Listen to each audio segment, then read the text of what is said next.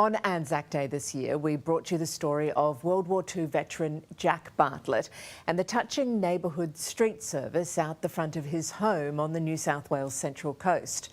Sadly, last week, Jack's 100 years caught up with him. He'd had a fall and never quite recovered, passing away in hospital. Today, his family and friends said farewell. A sailor, a gentleman, and today, the last goodbye. Jack Bartlett remembered as a man who gave so much at such a young age. All of his family loved him immensely because he loved us unconditionally. Farewell, old mate, and may the wind always be at your back and you have smooth seas. He was the catalyst to bring together one small street in Avoca on one day of the year. In all respects, Jack lived a positive and long life. Shipmate, rest in peace.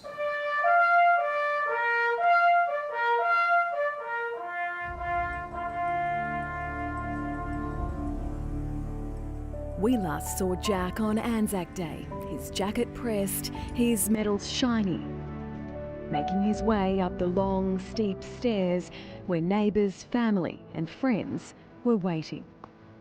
In recent years, the Anzac March in the city became a little much for 100-year-old Jack, so the march came to him, an idea from some of the young kids in his street.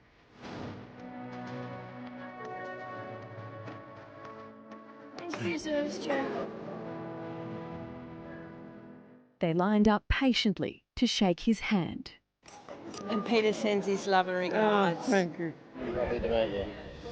Jack told us on Anzac Day he loved to see the children. Good morning, good morning, good morning, good morning.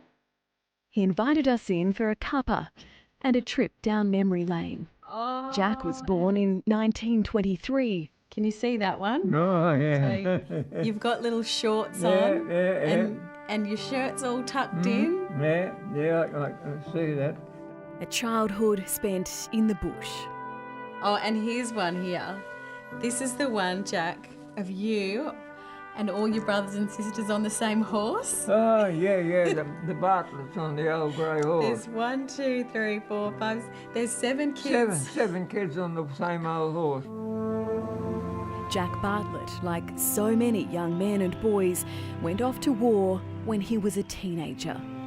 When I turned 18, I signed up.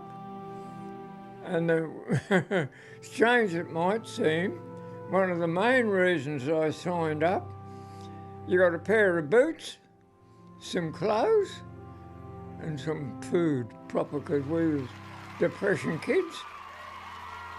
He first joined the army, then the Navy, and when the war was over, he served in the Pacific, cleaning up the bombs left behind. Of all the men who served on HMAS Menorah during World War II, Jack was the last man standing. He said Anzac Day was as much for him as for his mates, who never became old men. To me, it's an appreciation of a job well done.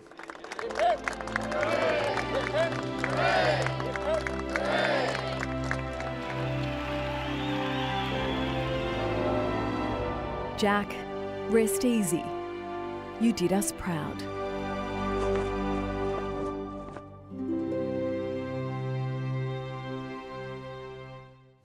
A long life well lived. Vale Jack. What a life, what a gentleman.